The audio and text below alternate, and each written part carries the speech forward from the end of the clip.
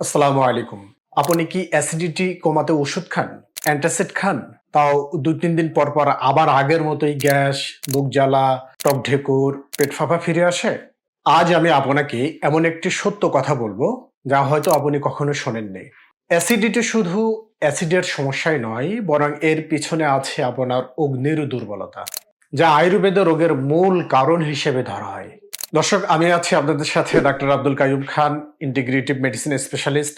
বহু বছর ধরে প্র্যাকটিস করছি আয়ুর্বেদ, চাইনিজ মেডিসিন এবং আকুপাংচার। আজকের ভিডিওতে জানাবো কেন অ্যাসিডিটি সারছে না, আয়ুর্বেদে অ্যাসিডিটির আসল ৩টে মূল কারণ, রোগী কোন ভুলগুলো প্রতিদিন করছেন এবং কিভাবে সহজ আয়ুর্বেদিক লাইফ রিসেট দিয়ে এটা থেকে ভালো হতে পারবেন। শেষ পর্যন্ত সাথে থাকুন। শেষে আপনাকে দিব ৫ ধাপের সহজ অ্যাসিডিটি রিকভারি প্ল্যান।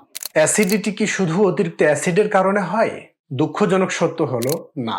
ওষুধ শুধু অ্যাসিড কমায়, কিন্তু কেন অ্যাসিড বাড়লো সেটা ঠিক করে না। আজ থেকে হাজার হাজার বছর আগে আয়ুর্বেদ বলছে এটা মোটেও অতিরিক্ত অ্যাসিডের সমস্যা নয়, বরং দুর্বল পাচন অর্থাৎ মন্দাগ্নি, ভুল খাবার, অনিয়মিত রুটিন এবং স্ট্রেস এর মিলিত প্রভাব। ফলে আপনি যত অ্যান্টাসিডই খান না কেন, ২-৩ দিন পর আবার সেই একই অবস্থায় ফিরে আসবে। তো দর্শক, এখন আমরা জানবো যে আয়ুর্বেদ মতে অ্যাসিডিটির মূল কারণ আসলে কি। অ্যাসিডিটির মূল কারণ হলো দুর্বল অগ্নি তথা মন্দাগ্নি। অগ্নি দুর্বল হয়ে গেলে খাবার ঠিক মতো হজম হয় না, ফলে পেটের ভিতর তৈরি হয় আমা বা টক্সিন। আর আমা বা টক্সিন হলো সেই অংশ যখন আমাদের পাকস্থলী দুর্বল হয়ে যায় এবং খাবার ঠিক মতো হজম করতে পারে না। আর খাবারের যে অংশটি হজম হয় না, সেটি দীর্ঘ সময় আমাদের পেটের মধ্যে থাকে এবং আমা নামক এক ধরনের টক্সিন তৈরি করে। আর এই টক্সিনের কারণে অতিরিক্ত অ্যাসিড, গ্যাস, ঢেকুর, বুক জ্বলার মূল কারণ হয়ে দাঁড়ায়। তো দর্শক, আপনি কিভাবে বুঝবেন যে আপনার অগ্নি দুর্বল বা আপনার হজমের সমস্যা রয়েছে? খাবার খেলে পেট ভারী লাগা, দাঁত ব্রাশ করার পরে বমি বমি ভাব, সকালে জিভে এক ধরনের সাদা স্তর দেখা যায়, ঘন ঘন বায়ু নির্গমন হয়, অতিরিক্ত ঢেকুর বা টক ঢেকুর, ত্বক বা চোখ মলিন হয়ে যাওয়া। আর আপনার অ্যাসিডিটির ৭০% কারণেই মূলত এইগুলো। অ্যাসিডিটির ২য় নাম্বার কারণ হচ্ছে যে পিত্তদোষের অস্বাভাবিক বৃদ্ধি। যারা অতিরিক্ত বা বেশি বেশি ঝাল, মশলাদার খাবার, ভাজা পোড়া, কম ঘুমানো এবং স্ট্রেসপূর্ণ জীবনে চলেন, তাদের পিত্ত অতিরিক্ত বেড়ে যায়। আর এই বাড়তি পিত্ত আমাদের যে হজম শক্তি, আমাদের পেটের যে আগুন অর্থাৎ হাইড্রোক্লোরিক অ্যাসিড, এটাকে অনিয়মিত করে ফেলে। আপনি কখন বুঝবেন যে আপনার পিত্ত খারাপ হয়েছে? যদি কখনো অতিরিক্ত বুক জ্বালা, মুখে তেতো ভাব, মাথায় গরম লাগা, রাতে হঠাৎ হঠাৎ জেগে যাওয়া, খাওয়ার পরেই ঘাম, এই লক্ষণগুলো যদি আপনার মধ্যে দেখা দেয়, তাহলে আপনি বুঝবেন যে আপনার হজমের জন্য যে অগ্নি দরকার হয়, সে অগ্নি এবং পিত্ত দূষিত হয়েছে। আমাদের অ্যাসিডিটির অন্যতম আরেকটি কারণ হলো যে ভুল খাদ্যের সংমিশ্রণ। ভুল খাদ্যের সংমিশ্রণ, এটাকে আয়ুর্বেদে মূলত বিরুদ্ধ আহার বলা হয়। এটা আধুনিক মানুষের সবচেয়ে বড় লুকানো অপরাধ। আয়ুর্বেদ বলে অনেক খাবার আছে যে খাবারগুলো যদি আমরা একত্রে বা একসঙ্গে খাই, তাহলে সেক্ষেত্রে আমাদের বিভিন্ন ধরনের অস্বস্তি বা বিভিন্ন সমস্যা তৈরি হতে পারে। আর আয়ুর্বেদে এগুলোকে মূলত বিরুদ্ধ আহার বা অসামঞ্জস্য খাবার বলা হয়। যেমন দুধের সাথে ফল খাওয়া, দুধের সাথে মাছ, দই এবং মাছ এবং চা এবং খিচুড়ি, এই খাবারগুলোই হচ্ছে মূলত বিরুদ্ধ আহার। অর্থাৎ এই খাবারগুলো যখন একসাথে খাওয়া হয়, তখনই হচ্ছে মূলত আমাদের পেটের মধ্যে বিভিন্ন ধরনের সমস্যা তৈরি হয়। এছাড়া আরো কিছু খাবার আছে, যেমন খাবারের সাথে ফ্রুট সালাদ, তারপর হচ্ছে খালি পেটে কফি। এই খাবারগুলো যখন একত্রে খাওয়া হয়, তখন আমাদের বিভিন্ন ধরনের টক্সিন, অ্যাসিড এবং বুক জ্বালাপোড়া তৈরি হয়। ফলে অ্যাসিডিটি আরো দীর্ঘস্থায়ী হয়। অ্যাসিডিটির ক্ষেত্রে রোগীরা আসলে যে ভুলগুলো প্রতিদিন করেন, সেগুলো হলো যে সারাদিন না খেয়ে রাতের বেলা একবারে বেশি করে খাওয়া, খাবারের সাথে ঠান্ডা পানি পান করা, তারপর হচ্ছে খাবার খাওয়ার পরপরই চা অথবা কফি খাওয়া, খাবার খাওয়ার পরপরই স্মোকিং বা ধূমপান করা, তারপর হচ্ছে অতিরিক্ত স্ট্রেসে থাকা, রাত্রে দেরিতে ঘুমানো, ওষুধ খেয়েই এই সমস্যাগুলো ঠিক হয়ে যাবে সেটা মনে করা, এবং বারবার ফাস্ট ফুড, ভাজা পোড়া এগুলো খাওয়া, অনেকক্ষণ খালি পেটে থাকা, এগুলো হচ্ছে আমাদের পেটের যে অগ্নি অর্থাৎ যে হাইড্রোক্লোরিক অ্যাসিড আছে, সেগুলোকে মূলত দুর্বল করে দেয়। আর এগুলো যখন দুর্বল হয়ে যায়, তখন অ্যাসিডিটির সমস্যাটাও দীর্ঘস্থায়ীভাবে তৈরি হয়। তো অ্যাসিডিটির সমস্যায় আসলে আমরা কিভাবে রোগীদেরকে চিকিৎসা করে থাকি? অ্যাসিডিটির সমস্যায় মূলত আমরা রোগীদেরকে সবসময় ইন্টিগ্রেটিভ মেডিসিন অ্যাপ্রোচ অর্থাৎ সমন্বিত চিকিৎসা পদ্ধতি ব্যবহার করে থাকি।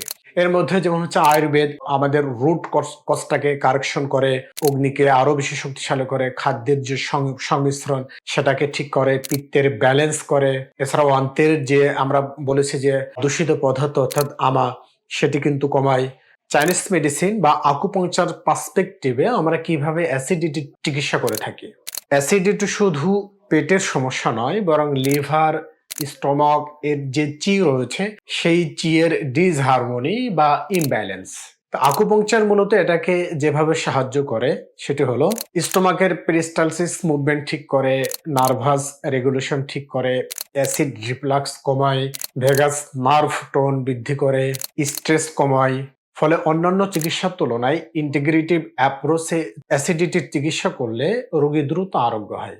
তো দর্শক, এখন আমরা জানবো যে কিভাবে আপনি আপনার অ্যাসিডিটির সমস্যা থেকে রিকভারি করবেন। 5টি ধাপে আমরা অ্যাসিডিটি সমস্যাটাকে রিকভারি করতে পারি। যেমন সকালে ঘুম থেকে উঠে ব্রাশ করার পরেই গরম পানি পান করা। আর এই গরম পানির মধ্যে আমরা এক টুকরো আদা, লবঙ্গ, গোলমরিচ এগুলো দিয়ে জাল দিয়ে এরপরে সেই উষ্ণ পানিটাকে পান করা এবং ঠান্ডা পানিটাকে অ্যাভয়েড করা, কারণ ঠান্ডা পানি আমাদের যে অগ্নি রয়েছে সেটাকে দুর্বল করে দেয়।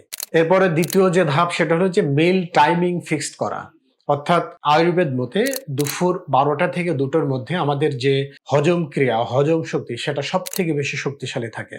তাই দুপুর বেলা বেশি খাওয়া এবং রাত্রের বেলা হালকা খাবার গ্রহণ করা।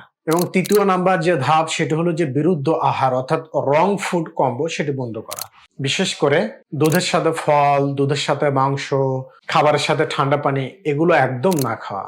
আমাদের অ্যাসিডিটি রিকভারি করার চতুর্থ নাম্বার যে ধাপ সেটা হলো রাতের বেলা হালকা খাবার গ্রহণ, কারণ রাতের বেলা ভারী খাবার মানেই তার পরের দিন সকালবেলা আপনার অ্যাসিডিটির প্রথম কারণ। অ্যাসিডিটি রিকভারি করার পঞ্চম নাম্বার যে ধাপ সেটি হলো 7 দিনের ডাইজেস্টিভ রিসেট ট্রিটমেন্ট, যেমন আয়ুর্বেদায় প্লাস আকুপাংচার।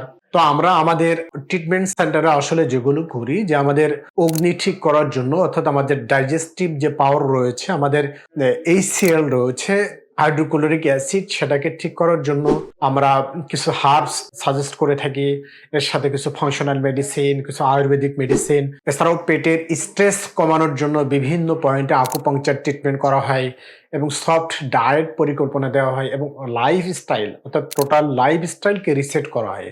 আর এই যে ইন্টিগ্রেটিভ মেডিসিন অ্যাপ্রোচে অ্যাসিডিটি ট্রিটমেন্টটা আমরা দেখেছি যে 7 দিনের মধ্যেই সাধারণত 50 থেকে 70% রোগী তারা তাদের আগের তুলনায় অনেক বেশি ভালো ফিল করছেন। তো দর্শক, আপনি যদি দীর্ঘদিন ধরে অ্যাসিডিটি, গ্যাস, বুক জ্বালা, পেটের অস্বস্তিতে ভুগে থাকেন এবং ওষুধ খেয়েও বারবার একই সমস্যা যদি ফিরে আসে, তাহলে এটা শুধু অ্যাসিড নয়, বরং এটা হচ্ছে আপনার দুর্বল অগ্নির লক্ষণ। এবং আমাদের পেটে যে পিত্ত রয়েছে, আমাদের বডিতে যে পিত্ত রয়েছে, সেই পিত্তের ইমব্যালেন্স এবং ভুল খাদ্যের সংমিশ্রণ। তো দর্শক, আপনি যদি চান তাহলে আপনি আপনার রিপোর্ট এবং সমস্যার কথাগুলো আমাদেরকে লিখে জানাতে পারেন এবং আমরা এগুলো দেখব এবং আপনার সমস্যা অনুযায়ী আপনার জন্য আমরা আপনার ব্যক্তিগত গাইডলাইন আমরা আপনাকে তৈরি করে দেবো। আর যদি প্রয়োজন হয় তাহলে ইন্টিগ্রেটিভ চিকিৎসা নিতে পারেন, আর চিকিৎসা নিতে আমাদের সাথে যোগাযোগ করুন। তো দর্শক, আজকের মতো এখানে শেষ করছি। পরবর্তী ভিডিওতে আবার কথা হবে। সে পর্যন্ত সবাই ভালো থাকুন, সুস্থ থাকুন। আল্লাহ হাফেজ।